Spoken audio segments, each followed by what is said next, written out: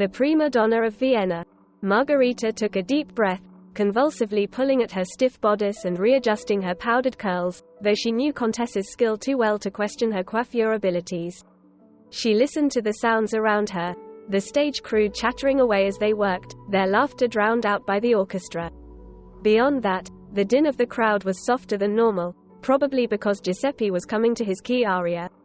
A shudder ran through her and she turned her thoughts away from the audience, knowing who would be out there, watching her. Instead, she observed her fellow singer on the stage, belting out the notes with ease in his luscious, baritone intonations. She smiled. He had to be the best Don Giovanni Vienna had yet seen, and she was determined to be the best Elvira. Not that she wasn't already. Margherita Castrani, prima donna, wasn't nervous about the opera. She knew it well, and even if she hadn't, she could always improvise or dig into her memory for one of those arias sig. Bonchuro had commissioned for her. No one would care as they diced and feasted in their opera boxes, as loud as her father's cattle on the Florentine farm of her youth. Youth. She bit her lip as the word caused a stab of pain in her heart. 15 years on the stage had enthroned her in fame, but it had cost what the other girls of her village had achieved. While she went to singing lessons, her friends were being married in the Santa Maria del Mare chapel. Now she was 35 and felt it. According to her last letter, her childhood friend Lucia was soon to give birth to her 8th child. Was she ever to have that chance? Margarita paused to consider. Viscount Maraville could give her children, along with everything else she wanted. No, not quite everything. She thought of him in his box, high on the left side of the stage, looking down her with that triumphant smile that he always wore when he knew he'd won. And hadn't he? She had not said no to his offer to establish her as his mistress in London. In point of fact, she could not remembering having said anything, and he took her stunned silence as humble acceptance. Oh, my dear Margarita, you'll set the ton garbling with your beauty, have no fear. That had loosened her tongue. But, my lord, I do not speak English. What of that? You'll have Contessa, and I can hire you an Italian staff, and an English tutor, if you like. But, my contract is here. The season will be over in a month, no? You can follow me when you've finished. I do not know, my lord. He chuckled. Consider it, mio uccello canoro, and remember, I'll be watching you from my box, entranced by your siren song. The tattered remains of Margarita's rigid upbringing were still strong enough to make his offer rankle both her ideas of decency and her pride. What could she lose by saying no to him? She was sure Padre Francesco would be looking down at her from heaven, greatly disappointed, not to mention her mama and papa. And there was someone else, someone even closer to the stage than the boxes. That was it. Margarita shook herself from her daydreams. If she thought of it, if she thought of him, she would never be able to make it through the second act. She heard her cue and walked confidently out onto the stage, drawing a deep breath. Asterisk. Margarita was still brushing out her curls in her dressing room when she heard a faint scratch at the door. Contessa muttered a curse and threw it open. Her mistress's hand had frozen mid-stroke, but when she saw in her glass that the caller was merely a messenger boy, she relaxed. The Viscount would have come himself. Her maid gave the boy a coin and turned back to her, handing her the letter. It was not fine parchment, and Margarita instinctively knew who it was from. Mio Rita, I was hopeful that I might see you this evening. I need to speak with you urgently. Please, if you can, I would be most grateful. You sung beautifully as always. Franz. Fear again seized Margarita's heart. Franz wanted to meet. Why? Perhaps he was finally going to ask the question she both longed for and dreaded. Or perhaps he was going to say goodbye. Tears pricked her eyes. His gallantry and kindness would have allowed for nothing else. Contessa, do you have the time? It is 1:15 midnight, Senora.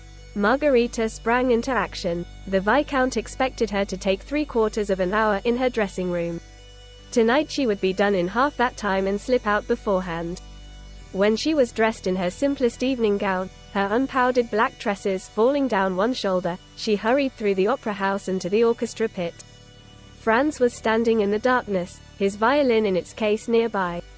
She only saw his back at first, but she could tell his posture was stiff, and his hands were behind his back. He was in a serious mood.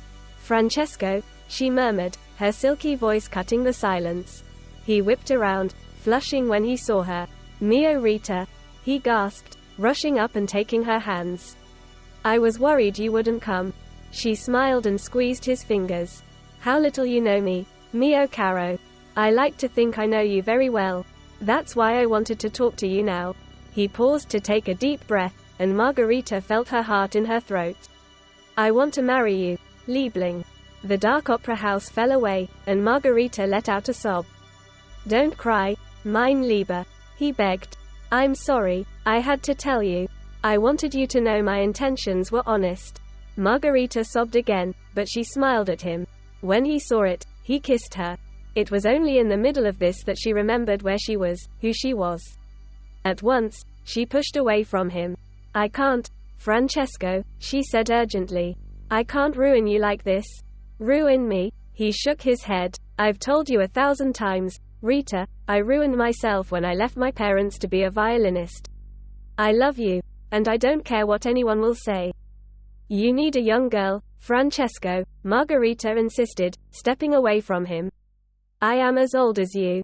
You want a girl of 19 who will bear you healthy children and whose name isn't no from London to Vienna." "What are you saying?" he demanded, a dangerous note in his voice. She wrung her hands helplessly. "You know what I'm saying. I'm merstanagiata." "Who told you that?" Franz thundered. "Was it that pompous Viscount?" "No," she assured him, frightened by the militancy in his eyes. "No. Maraville has always been a gentleman to me." She hoped she sounded convincing. "It doesn't matter, Rita. It's not true. You are not Gabrielli or Cuzzoni. The scandal is not tied to your name." He paused, considering. "Are you afraid I'd make you give up your career?" She shook her head. "But how would we live, Francesco?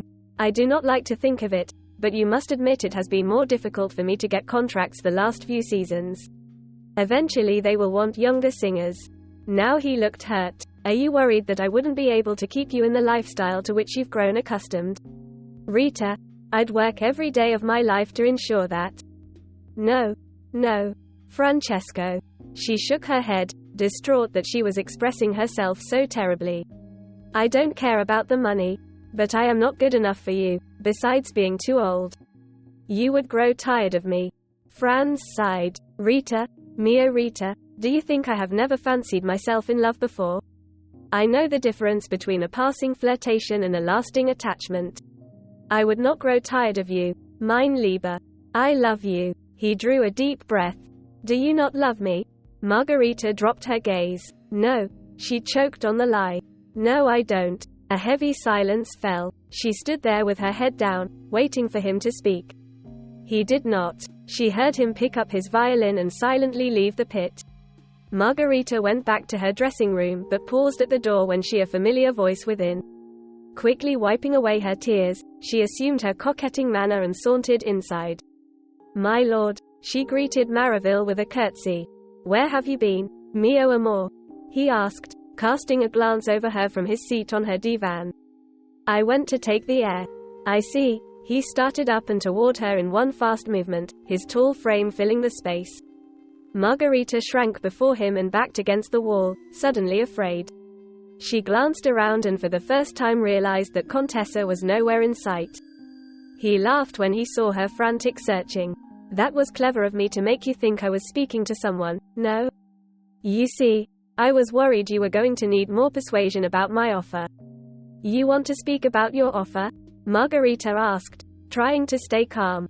"Very well, my lord. Let us sit and discuss it." "You're going to treat me like a common impresario?"